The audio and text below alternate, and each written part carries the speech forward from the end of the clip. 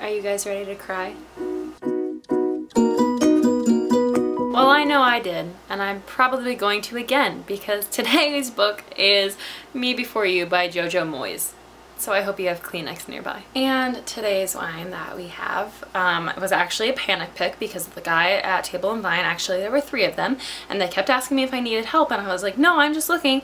And so there's probably a better wine. Actually, I know there was a better wine to go along with this book, but I'm not mad about this one either. This is Dark Horse, and it's a Chardonnay, and I picked it because they go to a horse race and it's like the first time Louisa gets Will out. We'll get there, but that's why I picked this wine, so. And you may be noticing, Amanda, you're drinking out of a glass that doesn't have a stem. And you'd be correct. And that's because my friend Dana bought me this glass for my birthday, and it says, in case you can't read it, when I think about books, I touch my shelf. Shelf? It's funny, so thank you, Dana. And this wine is going to get a 5 out of 5. I really love this Chardonnay. The bottle says it's oaky and rich, and it is spot on with that description. I mean, of course it is. They made it, so. Me Before You starts out with our main character, Louisa Clark. And she lives at home with her mom and her dad and her granddad and her sister and her sister's son, Thomas. And so it's a crowded household. And Louisa works at a bakery until she doesn't, because this book takes place in 2008, which, if we don't all remember, was the crash of the stock market and the recession. But this is even worse because Louisa's mom is a stay-at-home mom, and her dad works, but like he's about to get fired, and her sister is not working. So Louisa is basically funding the family's livelihood, and she just lost her job. So she's working with this like job finding place. They managed to find a care assistant position, and Louisa instantly thinks like, oh gosh, I'm gonna be changing like old people's diapers. So she's instantly not about it, but the ad actually is not for that. It is for a younger man who is a quadriplegic, and so she is going to go interview. I just pulled a bug out of my wine. So now Louisa is going to go interview with the trainers. So she goes and has the interview, and she is not qualified whatsoever to work with quadriplegics because she's never done anything like that. She's worked in a bakery. And so basically Mrs. Trainer's like, you're perfect. Oh yeah, timeout. For the past like 6 or 7 years, I forget at this point, Louisa has been dating this freak named Patrick. And he's not a freak because he's like gung-ho on exercise. He's a freak because he's gung-ho on exercise. He like does not really accept her at all, and he talks down to her in a very demeaning way. So not only does she have a boyfriend who puts her down, her entire family puts her down, and maybe they're just joking, but I'm sorry. If I have a kid who is essentially funding my entire being and livelihood, I am going to worship the ground they walk on. But I digress. So Louisa finally meets Will Trainer, who is the quadriplegic, and he is a miserable grump. So their first encounter is not great. He is rude, and she's just trying to be nice, and he's like, really, do you think being nice to me is going to make this situation any better? And she's like, eh. So some weeks go by, much to the same effect. And then Will has some visitors. He gets a visit from an old coworker of his, Rupert, and his ex-girlfriend, Alicia, and they visit because they have some pretty big news, and it would be, oh my god, they're engaged. And Will's pissed. Some more time goes by. Will slowly starts opening up a little bit in his sarcastic, dark humor kind of way, and Louisa is rolling with it because she can handle that. Her and Will start bonding more and more, and she ends up having to stay the night because Nathan, who is Will's like actual like certified caregiver nurse dude, physio is what they call it. This book is in British. It's all like English British terminology, so they call it a physio, but I guess that would be like a physical therapist in American terms. Oh my god, I sound like a bigot. So she stays the night. Her and Will bond even more. She ends up falling asleep in his bed. She wakes up, the mom's there, and she's like, oh my god, like, during the springtime, she finally gets him to go outside and like take a walk with her around the gardens, and she convinces him to let her shave his beard and give him a haircut, and so all's going well. And then Will's sister comes for a visit, and Louisa overhears Mrs. Traynor and Georgina talking about Will, and the sister's upset because Will has come to an agreement with his parents that after 6 months he is going to commit an assisted suicide through dignitas. And that is because he had already tried to kill himself once in a really graphic, horrific manner, and so his parents, having found him like that, decided that if he can agree to 6 months, they'll take it. And their hope is that in 6 months he will find a will to live. No pun intended. That was a really dark time for a pun. His name's Will. I mean, come on. And Louisa is horrified because she finally realizes why her job was only a 6-month contract, and it's because she will literally be unemployed, as there will be no care to be given after 6 months.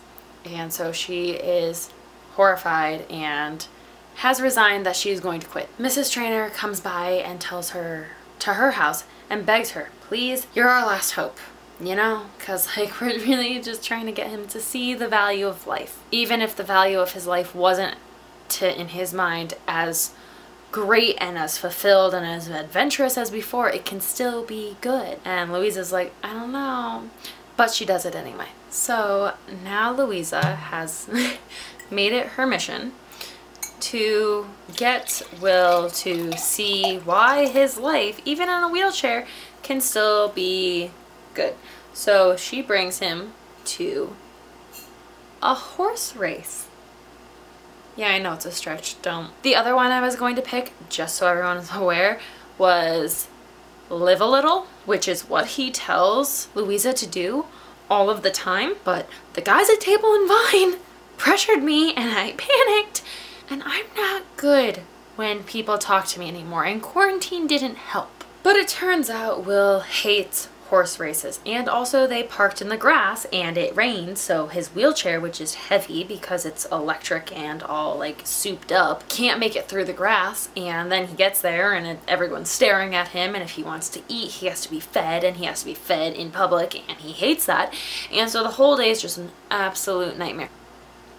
But that doesn't deter Louisa. She is determined to get this man to appreciate his life. She gets him this computer that he can talk into, and it'll write letters for him, which gives him some independence back, which, let's be real, we all just want to be independent, but especially men. And then Louisa has her birthday and she invites Will, and Will actually decides he's gonna come. And so does Patrick, and Patrick's being a top-notch douche canoe because he's like, you know, they've read a lot of science that if you do certain exercises, like, you can be totally cured and you'll be walking again. Meanwhile, don't you think Will has tried literally everything, being that he used to, like, climb mountains and skydive and do all these crazy things, and he's only ever not been to, like, North Korea. He's been, like, everywhere else.